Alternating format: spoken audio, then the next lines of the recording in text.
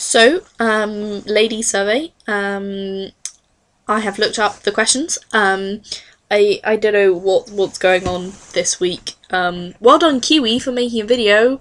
Maybe it's just I haven't been on YouTube in ages, but haven't seen anything from Simran or Hannah.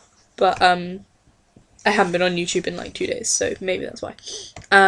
Okay, so lady survey. Woohoo! Number 1, favorite female YouTubers. It was actually while making this list that I realised I really don't watch a lot of female YouTubers. And I know the first thing you're all going to think is, oh, because you only watch YouTubers because you think they're good looking, which really isn't true. I don't know why. I watch a YouTuber if I think they're entertaining. And it doesn't really have anything to do with how they look. But I like Briley Bishop. I think she seems like a really nice person, which is always good. Whatever other people might think, I like Musical Bethan. I like the fact that she's not just given up, because, you know, she gets quite a lot of hate these days because she's grown up. And yeah, she swears more in her videos than she used to, but I don't ever see the reason for sending hate to YouTubers. If you don't like someone, don't watch them. No one's forcing you to.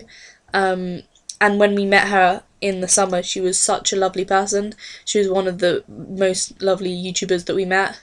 So, respect to her. Eliza Daisy Frayne, just a really happy-natured, that's not the right words, happy, good-natured person. And Mickey Kitty and Nanalu, who we met in the summer, also just seemed like lovely people and really cool and, you know, proud to be alternative. Favourite female athlete? So I don't really do the whole sport thing, but I do watch quite a lot of sport. I'm going to focus on the cycling team, GB team, because that's a big sport in my household. I think my favourites of them, Jess Varnish, partly because she has a really cool name, partly because she's just awesome. Laura Trott, Joanna Rousel, Danny King. Victoria Pendleton, not so much. I feel she takes a little too much of the limelight and goes through the whole emotional journey thing, and I'm kind of like, stop trying to get the publicity. You know, because she's an incredible cyclist, but she's doing underwear modelling, and I'm just like, you know what? It's not a good. It doesn't. I don't know. It's sad when, you know, one of the best female cyclists in Great Britain is doing underwear modelling. That makes me sad. But yeah, all of them really talented and really, come across. I mean, I don't know them personally, obviously, but they all come across really nicely in interviews. Moving on swiftly, female author, female with a female protagonist. The first person I thought of actually was Mallory Blackman, who I used to read a lot of when I was younger, and her Noughts and Crosses series. I don't know if what was her name? I can't even remember now. Wow. The main girl is a girl. I really liked her books. As soon as they said female author, I automatically said J.K. Rowling, and then I was like, wait, no, female protagonist. But I don't know, Hermione is a big part of the world, so I think I'm just gonna throw that in there. Totes Twilight, you know, Bella is just fabulous. Lol, joke, I have taste. And another one from my childhood, Jacqueline Wilson. I think she wrote really good books. I really liked them when I was younger. Like, I actually think I own every book she wrote between the years of about 2002 and 2010. no joke. Yeah. Favourite film with a female writer and a female protagonist. So I know Brave had a female writer and obviously a female protagonist. But I really don't know what, like, I never know the writers of films. Just gonna say Titanic, because let's just throw that out there. Technically right, if God is female, then Titanic works, because God sunk it, so God wrote the story, and there's women on it, so I think that counts. Mean Girls, I think that was written by women, but the most quoted film of all time, I think. I mean, we quoted it today. It's just brilliant how often it just gets quoted in conversation.